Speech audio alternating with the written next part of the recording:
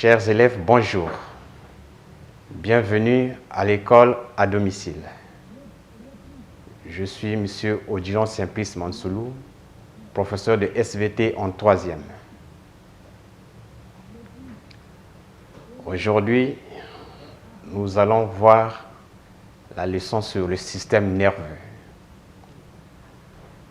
À la fin de cette leçon, chacun de vous doit être capable de décrire le système nerveux. Je révise. Définis le rachitisme. Consigne. Connaître le rachitisme. Réponse à la question. Le rachitisme est une maladie nutritionnelle de la croissance et de l'ossification observée chez le nourrisson et le jeune enfant. Observation. Nous avons deux schémas, l'encéphale et la coupe de la moelle épinière.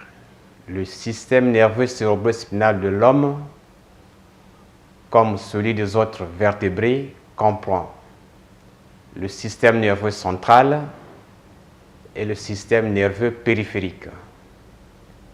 Le système nerveux central, ou nerf axe, regroupe l'encéphale et la moelle épinière. Le système nerveux périphérique comprend les nerfs qui établissent la liaison entre les centres nerveux et les organes du corps. Je m'exerce. Le fonctionnement du système nerveux repose sur la circulation de l'influx nerveux dans un réseau très complexe de cellules nerveuses ou neurones. Le schéma ci-dessous permet d'indiquer le sens de circulation de l'influx nerveux suite à une excitation. Nous avons le schéma de l'arc réflexe où nous avons l'organe de sens qui reçoit l'excitation, qui transmet l'excitation au centre nerveux qui est la moelle épinière par le nerf sensitif. La moelle épinière qui étudie l'influx renvoie l'excitation qui va vers le muscle à travers le nerf moteur. En te servant des données de texte, du texte et de tes connaissances, reproduis ce schéma sur ta copie, puis remplace chaque chiffre par le nom correspondant. Donne un titre à ce schéma. Consigne. Connaître les organes et les appareils du corps humain. Réponse aux questions. Nous avons le schéma de l'arc réflexe qui nous présente les 5 organes qui interviennent dans son fonctionnement. D'abord, nous avons la peau, qui est l'organe de sens, qui reçoit l'excitation et qui déclenche l'influx qui passe dans les nerfs sensitifs et arrive au centre nerveux qui est la moelle épinière. La moelle épinière analyse le message ou l'influx, à son tour relance un nouvel influx nerveux qui passe dans le nerf moteur pour aller influencer le muscle organe effecteur. Je retiens. Le système nerveux est un ensemble d'organes qui met l'homme en relation avec le milieu extérieur par l'intermédiaire des organes de sens et contrôle le fonctionnement des organes. Description du système nerveux. Le système nerveux de l'homme comprend le système nerveux cérébrospinal et les nerfs. Le système nerveux cérébrospinal ou nerf axe, il comprend l'encéphale et la moelle épinière. Petit 1, l'encéphale. Il comprend, premier tiret, le cerveau formé de 2 hémisphères cérébraux énormes, très plissés. Il coordonne les mouvements volontaires. Deuxième tiret, le cervelet, formé de 2 hémisphères cérébelleux et d'un vermis médian. Il coordonne les mouvements volontaire et involontaire. Troisième tiret, nous avons enfin le bulbe rachidien, partie inférieure du tronc cérébral, qui relie le cerveau à la moelle épinière. Petit 2, la moelle épinière. C'est un long cordon blanc d'1 cm de diamètre, logé dans le canal rachidien de la colonne vertébrale. Elle coordonne les mouvements involontaires ou réflexes. Remarque. Premier tiret. L'axe cérébrospinal est protégé par 3 membranes appelées méninges qui sont la dure mère protectrice, l'arachnoïde qui amortit les chocs et la pimère qui est la membrane nourricière. Deuxième tiret. Dans l'encéphale, la substance grise est externe et la substance blanche interne. Tandis que dans la moelle épinière, la substance grise est interne et la substance blanche externe. Enfin, troisième tiret, la méningite et l'inflammation des méninges. Grand 2, les nerfs. Définition. Les nerfs sont des cordons blanchâtres formés des faisceaux de fibres nerveuses. Ils relient les organes sensoriels, les centres nerveux et les muscles, qu'on appelle encore organes effecteurs. Notez bien, un faisceau nerveux est un ensemble de fibres nerveuses. Petit 2, différents types de nerfs. On compte chez l'homme, premier tiret, 12 paires de nerfs crâniens qui partent de l'encéphale. On distingue les nerfs crâniens sensitifs, moteurs et mixtes. Deuxième tiret, 31 paires de nerfs rachidiens qui partent de la moelle épinière. Les nerfs rachidiens présentent 2 racines à l'intérieur même de la colonne vertébrale.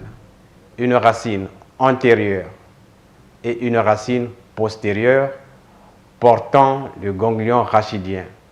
Le ganglion, c'est un renflement qui se trouve le long des nerfs. On distingue les nerfs rachidiens moteurs et sensitifs. Petit 3, rôle des nerfs. Les nerfs sensitifs, ils conduisent l'influx nerveux du point d'excitation, c'est-à-dire depuis l'organe de sens ou l'organe sensoriel, au centre nerveux. Les nerfs moteurs, ils conduisent l'influx nerveux du centre nerveux à l'organe effecteur. On a dit que les organes effecteurs, ce sont des muscles. Enfin, les nerfs mixtes, ce sont des nerfs qui sont à la fois sensitifs et moteurs.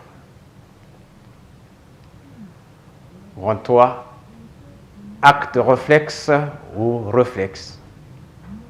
Un réflexe ou acte réflexe est une réponse involontaire et immédiate de l'organisme suite à une excitation. De façon simple, c'est ce que nous appelons par mouvement involontaire. L'arc réflexe.